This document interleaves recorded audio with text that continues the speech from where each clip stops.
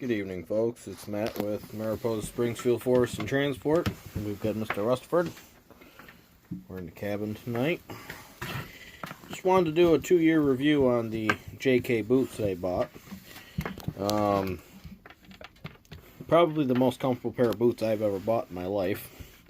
However, I finally had a failure in them. This happened probably about 2 months ago. I'm still kind of wearing them. You can tell the mud on them. We just finally got snow and a lot of rain. So they're probably going to be sent back here very shortly to be repaired. I've already contacted them to send them back. It's just a question of getting the money to get them done. This one is starting to do the same thing. I don't know what it is about my boots and what I do, but they, for some reason, always split in the same area. The only other problem I've had with these boots is this particular left boot actually has a nylon lace in it, because for some reason with these hooks I always break the lace on this first hook right here, and I can't find any sharp spots on it any different than the rest of them, but that's where it always breaks, and it's probably because I'm pulling too hard. But this is a leather lace, it's still on there, and I don't do it on this one, so I'm not sure. However, JK boots, 2 years. The uppers are in great shape. The tongues are in great shape. The inside of the boot kind of came apart when I first got it. Some of the insole. I think just having plain leather on the inside versus, sorry about the shadow. I don't have electric in the cabin yet, so I'm using a headlamp. Got the fire going, just idling, and I got the oil lamp up there, but figured the headlamp would be a cleaner light for y'all. I could do that too. So JK boots, I'm gonna buy another pair. They have lasted me longer than any other pair of boots that I've ever owned. I wish I could get more than 2 years out of them, but even, like I said, don't mind the mud, but even the Vibrams soles are basically flat. I mean, it even needs a resole at 2 years for me. So to send them back, they're already going back. They need to be resoled. Obviously, I'm going to need new leather. I don't know if they can do anything about this split here, or if they just got to replace it, and in 2 years I'm going to have to send it back again. I'm not sure. However, this is my second pair of JK boots. The first pair of JK boots is actually at the house, and other than some mouse or something chewed the soles, so they're about that much of the sole, or the tongue, sorry, about this much of the tongue, about, I would say 4 or 5 inches of the tongue is missing. It was chewed, so I had to cut it, and the false tongue was also chewed up and pretty much gone. So I still wear them. They didn't fit. Those were the boots that I got originally. They didn't ever fit right. They were originally supposed to be fiberglass toe or composite. Like, these are fiberglass and these. But they never fit right. They never could get them to fit quite the right way with the cap, and they ended up taking the hard toe right out of it, and they are a non-steel toe boot. The soles on them are as flat as can be, but they didn't split out at all like this one did, and they are quite a bit older than these, 6-8 months older than these. Got a lot more miles on them than these, And like I said, I still wear them quite often, but with having no tread on the bottom of them, now that we've got a little bit of snow outside, which is going away quickly, not having any tread is not a good idea. So that being said, I've been wearing my muck boots to work, and put them at the house. So JK boots. I would recommend JK boots for anybody. I think that for me, I will buy another pair and see how it goes and hope that I have better luck. But I'm wearing the soles off them as well as splitting them out. I probably put on about 14 to 15,000 steps a day. So, with that being said, I walk a lot. I'm in the woods a lot. Even not being a full-time logger anymore and just doing firewood on my own, I'm still walking constantly. And I just can't say enough about these boots. These were insulated also, so they have the insulation in them versus the other boots were completely leather inside. The other thing I'd like to say about custom boots, my feet sweat like crazy, absolutely crazy. And let me see if I can turn this around so you're not looking at my boots when I'm talking. Yeah, maybe that'll work. It's a little dark in here. Like I said, there's no power. So my feet sweat like crazy, and I always have had kind of a stinky feet. I switched to using Obenaufs probably 8 years ago probably, and it made a lot of difference. The way the Obenaufs is made helps a lot. I've actually gotten to the point, even wearing my muck boots, which don't breathe at all, to actually put a little bit on my feet. A good wool sock. Let's see if I can. A good wool sock.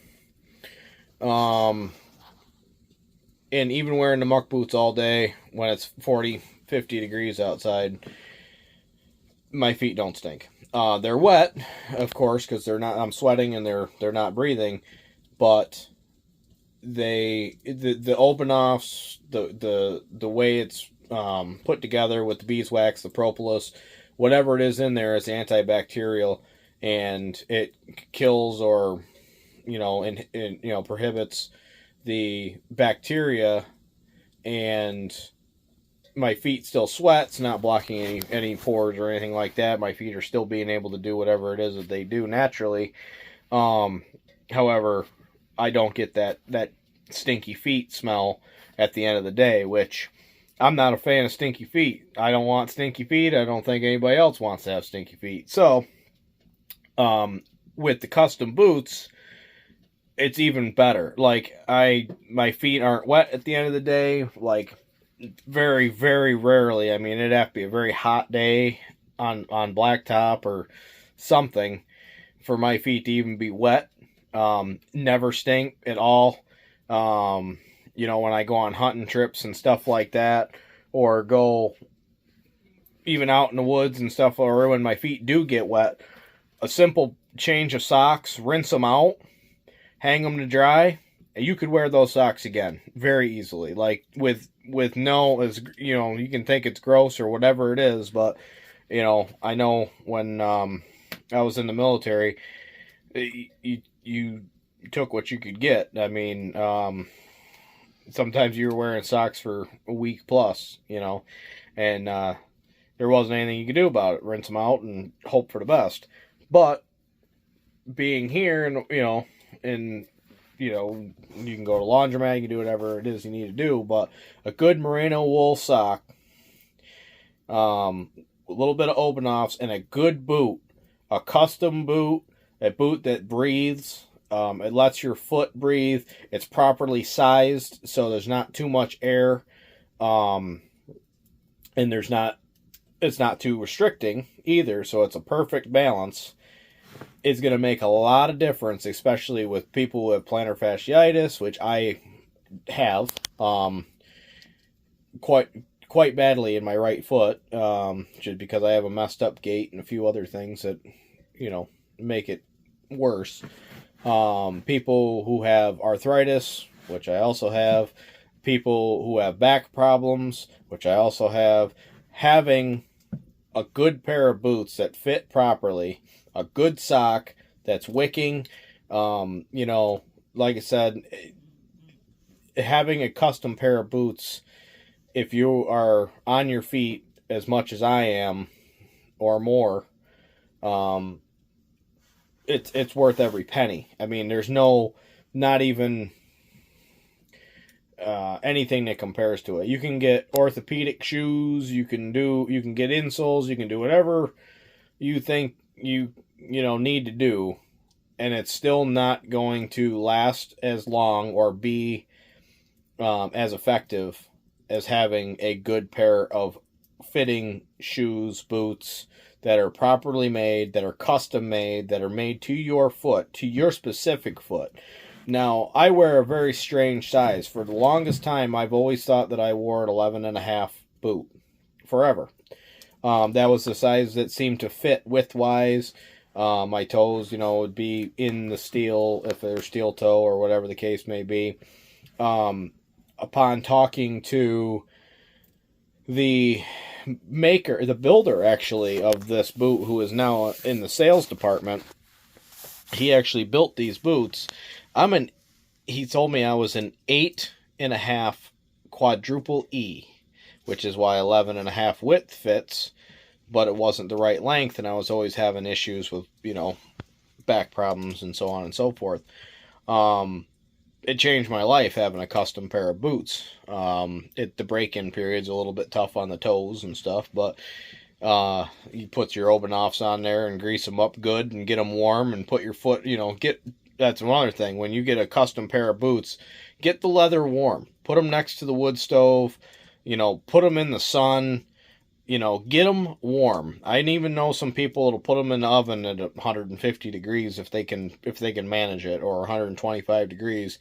Get them, for a few minutes, not trying to bake the boot, but get it warm. Put some open offs, put it right on your foot, put it on the inside of the boot, precondition the boot and everything, and stick your foot in there while it's still warm and let the leather cool to your foot. It's gonna mold it faster. It's going to be, so much easier for a break-in. Now, there's mixed reviews. Some people say, just put the boot on and wear it. Well, you got to condition the leather. And I always, with open offs, having warmer leather, the wax and everything gets into the pores of the leather a lot better. I'm just using 125, 150 degrees because I don't know what ovens go down to be honest with you. I have a wood stove, so I hang them above the wood stove. And in the summer, I'll even, like I said, I'll put them right in the sun and just get them as warm as I can get them. And it's just so much better on your foot. And I truly believe that it actually makes the leather, it conditions the leather a lot better. I think the failure of these boots where they split is, there's multiple reasons. One, I deal with blacktop and oil and diesel, and, I haul fuel oil in the winter. I'm in the mud. I'm constantly getting stuff on my boots, and it's, it started to fray probably 6 months ago. To fray out, a little bit where you could see that there was starting to be some cracking and stuff like that, but it never broke through until recently. But what I noticed was driving the truck, um, even with the heat off or whatever, the air conditioner on, doesn't really make any difference. It would dry my boots out like crazy, and was constantly. I have the liquid open offs.